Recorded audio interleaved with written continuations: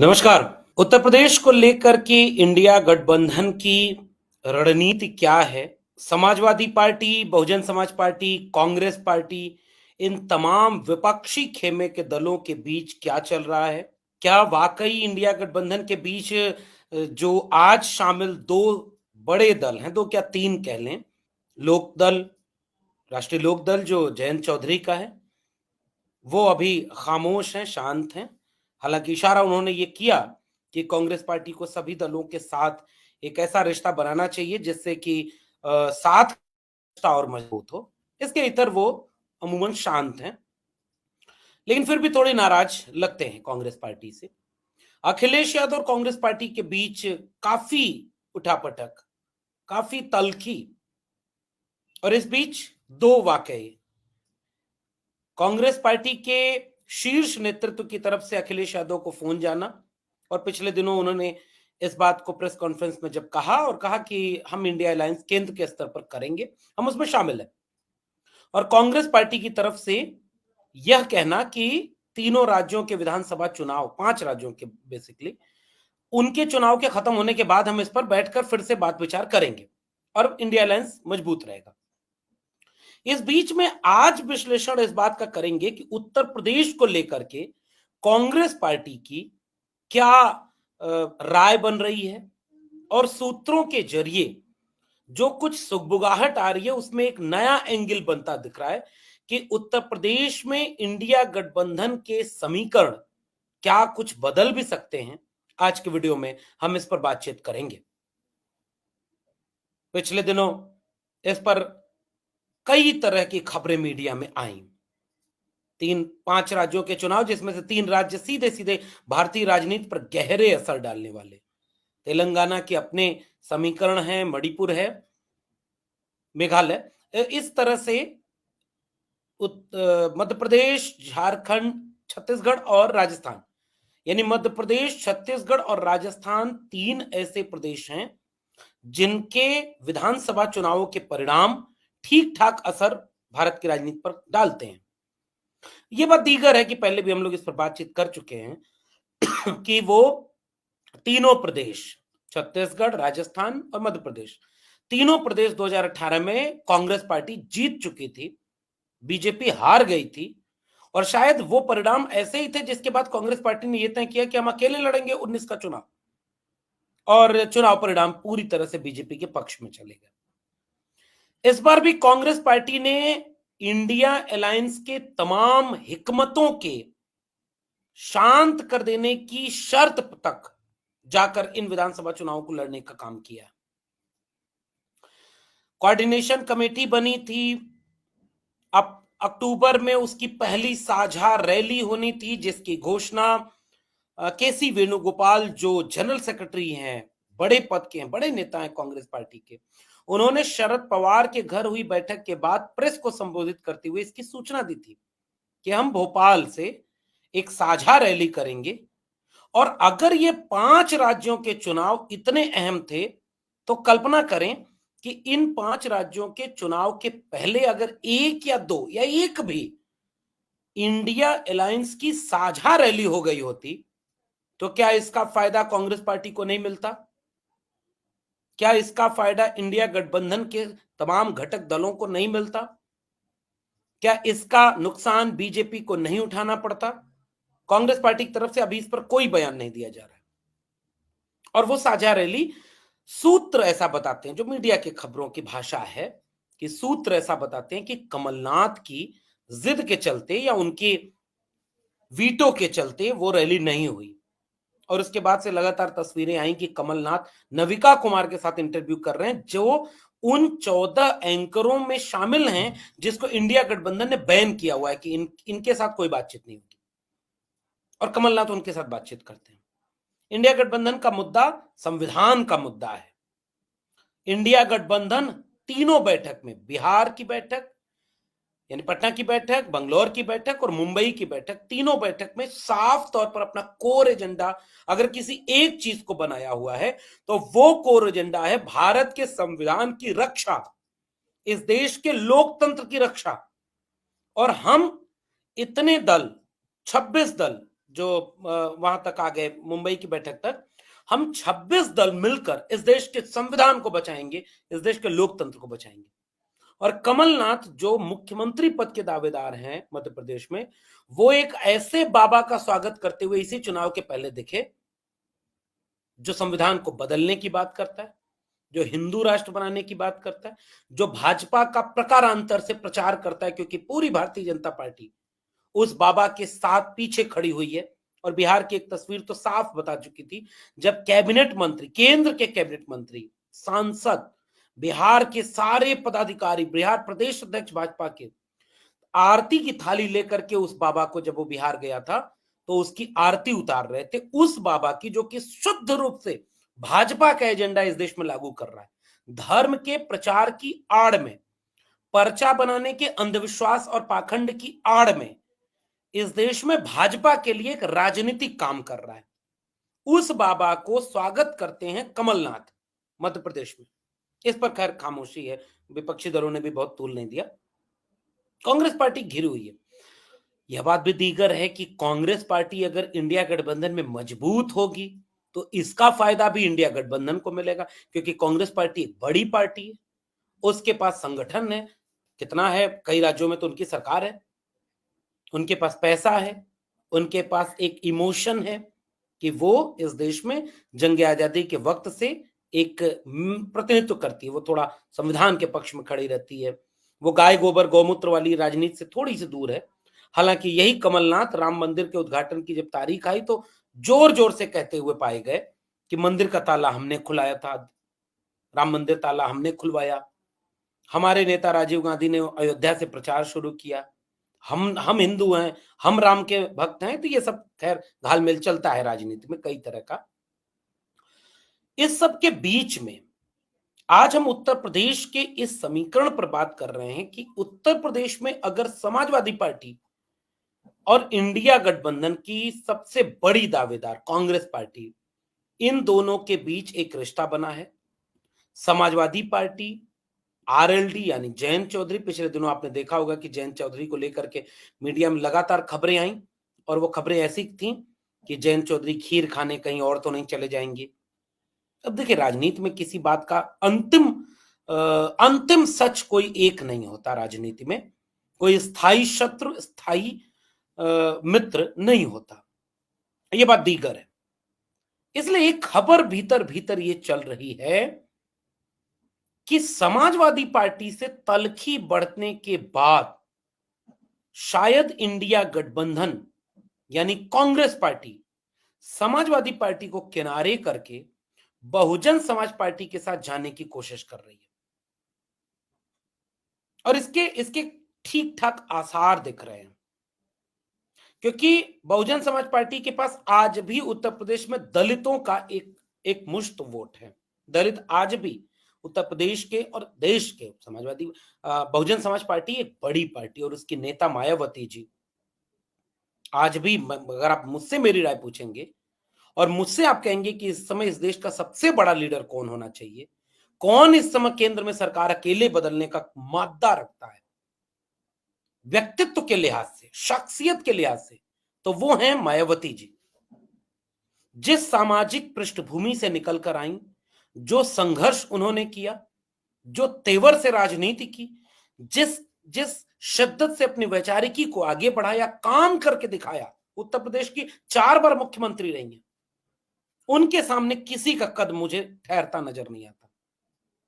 लेकिन समीकरण बदलते हैं, राजनीति में कई तरह के दबाव काम करते हैं, और भारतीय जनता पार्टी और दक्षिणपंथी राजनीति ने कुछ ऐसा अंदर अंदर किया है कि उनको खामोश कर दिया है। और लगातार 2014 के चुनाव में तो लोकसभा में 0 सीट पर चली गई थी बसपा।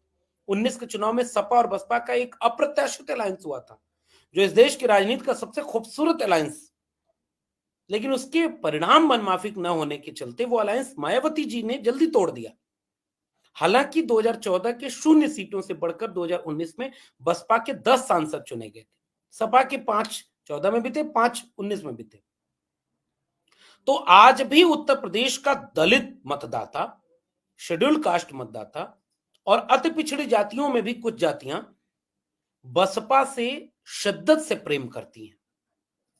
तो कांग्रेस पार्टी के सामने एक ऑप्शन ये बन रहा है कि वो दलित वोट बैंक को एक साथ अपनी तरफ लाने के लिए बसपा को साथ ले ले, सपा को किनारे कर दे, क्योंकि मुद्दे हमने ओबीसी के उठा लिए हैं। राहुल गांधी जी लगातार पूरे देश में, मायावती जी हों, अखिलेश यादव जी हों, राहुल गांधी जी, इन तीनों में एक मुद्दा अगर, एक दो तीन मुद्दे अगर केंद्र में रखे जाए तो संविधान बचाना, जाति जनगणना कराना और वंचित शोषित समाज को उसका हक और न्याय हिस्सेदारी दिलाना।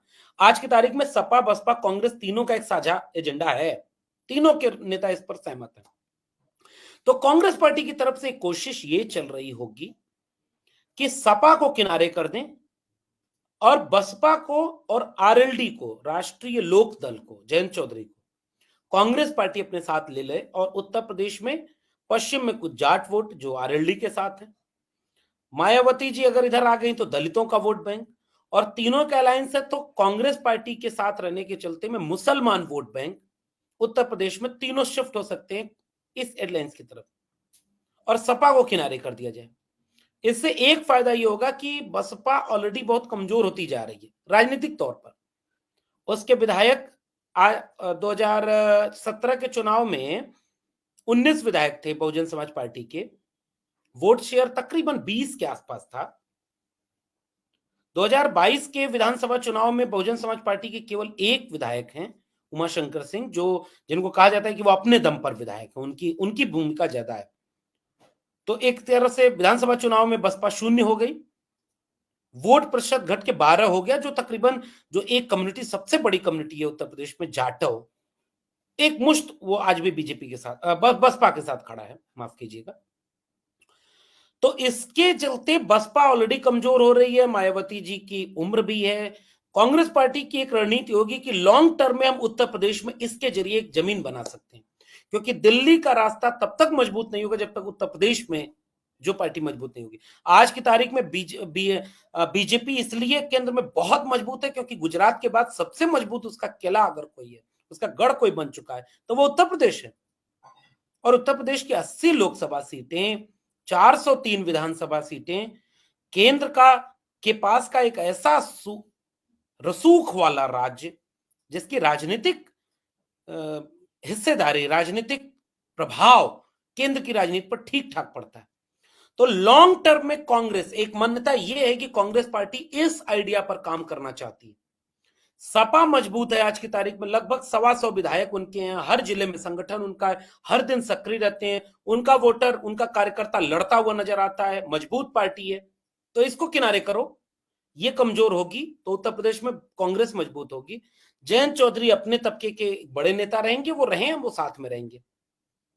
मायावती जी जैसे जैसे कमजोर होती जाएंगी वैसे वैसे कांग्रेस मजबूत होती जाएगी, क्योंकि एक मुश्त मुसलमानों का वोट, एक मुश्त दलितों का वोट और ओबीसी की तमाम जातियों को साथ लेकर के कांग्रेस पार्टी ये सोच रही है कि वो एक बड़ा अलायंस बना ले। और सपा कमजोर हो जाएगी, क्योंकि अगर अलायंस से बाहर सपा जाती है तो निश्चित तौर पर सपा के लिए एक मुश्किल होगी। तो एक तो सूत्र इस बात की तरफ इशारा कर रहे हैं, क्योंकि एक और समीकरण इसमें बनता है कि मान लीजिए अखिलेश यादव के एक प्रवक्ता ने बयान दे दिया, हालांकि अभी तक इसका कोई बयान का पार्टी की तरफ से कुछ नहीं कहना है, कि 65 सीटें हम लड़ेंगे, 15 में हम सभी दलों को देंगे। ये तो एक एक लड़ाई होती है कि भाई मध्य प्रदेश में आपने हमें नहीं शामिल किया तो उत्तर प्रदेश में हम आपको नहीं करेंगे, ये राजनीति में चलता है। लेकिन उसके बाद कांग्रेस पार्टी को लगता है कि 40 सीटों पर 2019 में बसपा लड़ी थी अलायंस के बाद, लगभग 39 सीटें थी, 39-40, तो 40 सीटें अगर बसपा को दे दी है तो 40 सीटें विपक्ष के लिए बचेंगी, जिसमें जयंत चौधरी को 10-15 दे दें और 25-30 सीटों पर कांग्रेस लड़ जाए, तो उसका फायदा उन्हें मिलता दिख रहा है। बार्गेनिंग कैपेसिटी बढ़ जाएगी। हालांकि मेरा मानना है कि समाजवादी पार्टी की तुलना में ज्यादा हार्ड बार्गेनर मायावती जी हैं, वो अपनी शर्तों पर समझौता करती हैं, उनकी शर्तें, वो हमेशा गठबंधन जब भी होगा तो टॉप पर वो रहेंगी, और वो एक कद भी है उनका जिससे रहना चाहिए। ये खेल चल रहा है अंदर अंदर उत्तर प्रदेश की राजनीति में। लेकिन दूसरा एक खेल और चल रहा है जो मुझे ज्यादा, जिसकी गुंजाइश लगती है, या आप कह लें कि जो ज्यादा असरदार होगा भाजपा को हराने में, वो दूसरा खेल अगर सही हो। और वो दूसरा खेल ये है कि इंडिया गठबंधन में सपा और आरएलडी के साथ साथ चुनाव के करीब आते आते बसपा भी शामिल हो जाए और ये चारों दल, जो बड़े चारों दल हैं, यानी कांग्रेस, सपा, बसपा और आरएलडी, ये सब मिलकर के 2024 के चुनाव के ठीक पहले एक हो जाएं। और अगर ऐसा हुआ, मेरा मानना अभी भी है, ठोस रूप में ये मानना है, 19 के चुनाव से इसकी तुलना नहीं की जा सकती, क्योंकि वो समीकरण अलग थे, वहां पुलवामा था, वहां और तरह के समीकरण थे। अगर ये सपा और बसपा एक साथ आकर के इंडिया अलायंस में शामिल हो जाएं, मेरा मानना है कि 80 में से 60 सीटें बीजेपी हारेगी उत्तर प्रदेश में। जबकि इसका दावा कतई नहीं किया जा सकता है कि अकेले सपा, कांग्रेस और आरएलडी लड़े तो 60 सीटें हरा पाएगी बीजेपी को, या बसपा, कांग्रेस और आरएलडी लड़े तो 60 सीटें जिता पाएंगे। 10, 15, 20 सीटों के ऊपर नहीं जा रहा, ये पूरा समीकरण नहीं जा रहा अगर सपा अलग और बसपा अलग रही। और यह भी सूत्र कह रहे हैं कि बहुजन समाज पार्टी के लिए भी, जो राजनीतिक रूप से एक चुनौतीपूर्ण वक्त चल रहा है, ऐसे वक्त में बेशक सपा की तरफ से भी तो बयान आ रहा है कि 80 सीटों पर हम लड़ेंगे, कांग्रेस भी तो प्रदेश अध्यक्ष कह रहे हैं कि 80 की तैयारी चल रही है, तो बसपा क्यों ना 80 की तैयारी करे? बसपा क्यों नहीं ये कहे कि हम किसी से गठबंधन नहीं करेंगे, हम अकेले लड़ेंगे? और मैं पहले भी इस बात पर टिप्पणी कर चुका हूं, फिर से कह रहा हूं कि किसी भी राजनीतिक दल के लिए यह कहना यह संकेत नहीं करता कि आप कोई अलायंस नहीं करेंगे आगे इन फ्यूचर में, कि भाई ये भी 80, सपा भी 80 लड़ रही, कांग्रेस भी 80 लड़ रही, बसपा भी 80 लड़ रही, अकेले लड़ रही, तो कोई अलायंस नहीं होगा। नहीं, अपने राजनीतिक दल के अपने कैडर को, अपने कार्यकर्ता को यह कहकर के चार्ज किया जाता है, एक्टिव किया जाता है कि हर जिले का संगठन, हर लोकसभा का संगठन सक्रिय हो जाए, काम करे, लोगों के बीच जाए, तो पार्टी मजबूत होगी, पार्टी की दावेदारी पुख्ता होगी। तो बसपा अपनी दावेदारी क्यों ना पुख्ता करे, सपा अपनी दावेदारी क्यों ना पुख्ता करे 80 की 80 सीटों पर, कांग्रेस अपनी दावेदारी क्यों ना पुख्ता करे 80 की 80 सीटों पर। तो इन बातों का यह अर्थ कतई नहीं होता कि इन तीनों में कोई अलायंस नहीं हो सकता। भाई ओम प्रकाश राजभर भी कह रहे हैं हम 80 सीटों पर तैयारी कर रहे हैं। कल को आप निषाद जी से पूछेंगे, संजय निषाद जी से, तो वो भी कहेंगे हम 80 पर तैयारी करेंगे। क्योंकि भाई मान लीजिए 80 सीटों में जहां भी उनका वोटर है, उसे वो एक्टिव तो करेंगे कि आखिर में आकर के वो जब ये कहें कि अच्छा हमारा अलायंस इनके साथ हो गया तो आप इनको वोट दें, तो पूरा 100% शिफ्टिंग ना हो तो भी एक मेजॉरिटी वोट अगर शिफ्ट होता है जिधर पार्टी अलायंस करती है, तो राजनीति में तो ये होता रहा है। और इस समीकरण से जिसकी गुंजाइश मुझे ज्यादा लग रही है कि अकेले मायावती जी का चुनाव लड़ना, ये मुझे पच नहीं रहा कि आखिरी तक वो अकेले लड़ेंगी। मायावती जी को भी यह समझ में आ रहा होगा, उनके पास एक लंबा अनुभव है, संघर्ष का अनुभव है, राजनीति का अनुभव है, शानदार अनुभव है। उन्हें भी यह बात समझ में आ रहा होगा कि बीजेपी के साथ अगर आज की तारीख में बसपा खड़ी हो जाए, या सपा खड़ी हो जाए, या आरएलडी खड़ी हो जाए, आप जाके देखिए ना ओम प्रकाश राजभर की क्या हालत बन गई, संजय निषाद की क्या हालत है। जो 22 के चुनाव के ठीक पहले संजय निषाद इतने नाराज थे कि मेरे समाज के लिए आरक्षण की घोषणा नहीं हो रही, अमित शाह जी आ रहे हैं घोषणा करेंगे, घोषणा ही नहीं किया अमित शाह जी ने, पूरा का पूरा समाज उनको गालियां देता हुआ चला गया। आज की तारीख में बड़ी मुश्किल से अपने समाज को जोड़े हुए हैं ओम प्रकाश राजभर जी, और ये सारे लोग घोसी को उपचुनाव में हार चुके, दारा सिंह चौहान हार गए। क्योंकि मुझे ऐसा लगता है कि जो जमीन का एससी एसटी ओबीसी मतदाता है, उसका एक बड़ा तबका धीरे धीरे यह खेल समझ रहा है। जिन घरों में शिक्षा थोड़ी थोड़ी पहुंच रही है, जागरूकता थोड़ी थोड़ी पहुंच रही है, वो 5 किलो अनाज पर तो कतई वोट नहीं देगा। और वो ये बात समझ रहा है कि भाजपा संविधान विरोधी है, भाजपा आरक्षण विरोधी है, भाजपा जो है इस देश में हिंदू राष्ट्र बनाना चाहती है। ये सारी कुछ चीजें जो जागरूक एससी एसटी ओबीसी तबका है वो कायदे से समझ रहा है। और मेरा मानना है कि किसी भी समाज में, ओबीसी की तमाम जातियों में तो वो 70-80% तक है, दलित समाज के बीच भी 50% के ऊपर वो जागरूक समाज हो गया। जिन घरों में शिक्षा बिल्कुल नहीं पहुंची है, जिन घरों में जागरूकता बिल्कुल नहीं पहुंची, उनके यहां बेशक कई काम करते हैं, कई समीकरण, कि जमीन पर ओबीसी और एससी का क्लैश है, जमीन पर ओबीसी में कुछ थोड़ी सी संख्या में ज्यादा जातियों का बाकी अति पिछड़ी जातियों के साथ एक टकराव है, शोषण है, कई तरह के टकराव देखने को मिलते हैं। जैसे ओबीसी और एससी के बीच टकराव देखने को मिलता है, हितों का टकराव है, उत्पादन संबंधों का टकराव है। लेकिन ये सारे टकराव के बावजूद आज की तारीख में मेजॉरिटी एससी एसटी ओबीसी की अपने नेता को भाजपा के साथ नहीं देखना चाहती। मेजॉरिटी, मैं ये दावे के साथ कह रहा हूं, और इसलिए ये गुंजाइश बिल्कुल खत्म होती है या बिल्कुल कम है। हालांकि राजनीति में कुछ भी हो सकता है, लेकिन इस बात की संभावना बिल्कुल कम है कि जयंत चौधरी चले जाएं भाजपा में, या बसपा भाजपा समर्थन लेकर के सरकार बनाए या साथ है। मुझे लगता है कि ये वक्त वो नहीं है। 1995 में बेशक बसपा और भाजपा का अलायंस होकर के सरकार बनी।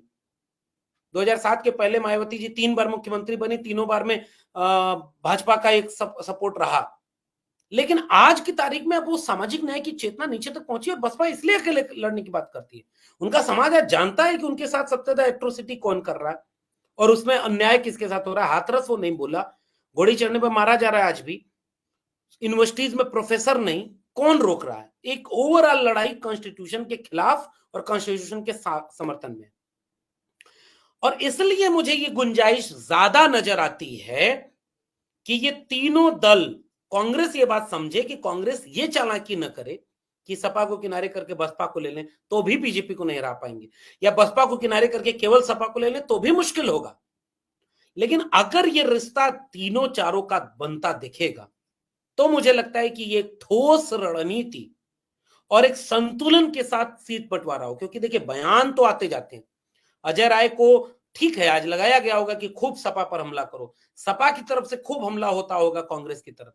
भाई मध्य प्रदेश में तो सब एक दूसरे के खिलाफ चुनाव लड़ रहे हैं, तो सब ये बात कहेंगे, अपने अपना प्रचार करेंगे, जैसे अरविंद केजरीवाल भी प्रचार कर रहे हैं। ये सारी चीजें चलती हैं। लेकिन अंत में जब टेबल टॉक होगी तो मुझे इस बात की गुंजाइश ज्यादा नजर आ रही है कि उत्तर प्रदेश को लेकर के इंडिया गठबंधन और खासकर कांग्रेस पार्टी इस दूरदर्शिता का परिचय जरूर देगी कि 2027 में विधानसभा चुनाव में कांग्रेस पार्टी एमएलए ज्यादा बना करके सरकार बना ले उत्तर प्रदेश में। इसकी तुलना में कांग्रेस पार्टी इस दूरदर्शिता से जरूर काम करेगी कि पहले 2024 में 80 सीटों में से उत्तर प्रदेश में भाजपा को कितना ज्यादा से ज्यादा हराया जा सकता है, यह प्राथमिकता होगी। और अगर यह प्राथमिकता कांग्रेस पार्टी की होगी, अगर यह प्राथमिकता सपा और बसपा की होगी, तो मुझे लगता है कि आने वाले वक्त में उत्तर प्रदेश में ये तमाम विपक्षी दलों की एक बड़ी एका बनती हुई दिख सकती है। हो सकता है इसकी घोषणा चुनाव के ठीक पहले हो, क्योंकि भाजपा ईडी सीबीआई का जो खेल खेलती है उससे सब डरते हैं। ये कहा जाए कांग्रेस नहीं डरती तो ठीक ठाक डरती है, सपा डरती है, बसपा डरती है। तो मुझे लगता है कि एक रणनीतिक चाल ये हो सकती है कि हम इसकी घोषणा, जैसे 2019 के चुनाव में सपा और बसपा के अलायंस की भी घोषणा आप देखें, बहुत नजदीक चुनाव आने पर की गई थी। मेरा मानना है कि ऐसी घोषणा उत्तर प्रदेश में चुनाव के करीब आने पर होगी, लेकिन गुंजाइश इस बात की ज्यादा नजर आ रही है क्योंकि दावा सब कर रहे हैं, सपा बसपा कांग्रेस तीनों कर रहे हैं कि संविधान खत्म हो जाएगा, ये आखिरी चुनाव है, इसके बाद ये हिंदू राष्ट्र बन जाएगा, बीजेपी किसी को नहीं छोड़ेगी। और तीनों ये बात समझ रहे हैं, तो तीनों को पता है कि गुजरात के बाद बीजेपी सबसे ज्यादा मजबूत उत्तर प्रदेश में है, तो तीनों की जिम्मेदारी है कि वो बीजेपी के रथ को रोकने के लिए कांग्रेस इसमें बड़ी भूमिका निभाए, जो कि अभी थोड़ी मुश्किल लग रही है। लेकिन उम्मीद है कि कांग्रेस पार्टी ये बात समझेगी कि संगठन मजबूत करने, किसी नए राज्य में चुनाव करा के अपना मुख्यमंत्री बना लेने का मौका आगे बहुत मिलेगा। लेकिन अगर लोकतंत्र और संविधान एक खतरे में आ गया तो फिर शायद दोष देने का भी मौका न मिले कि किसकी वजह से संविधान खत्म हुआ। आपका क्या मानना है इस पूरे विश्लेषण पर? नीचे कमेंट बॉक्स में जरूर बताइएगा। फिर मिलेंगे किसी और टिप्पणी के साथ, तब तक के लिए बहुत बहुत धन्यवाद।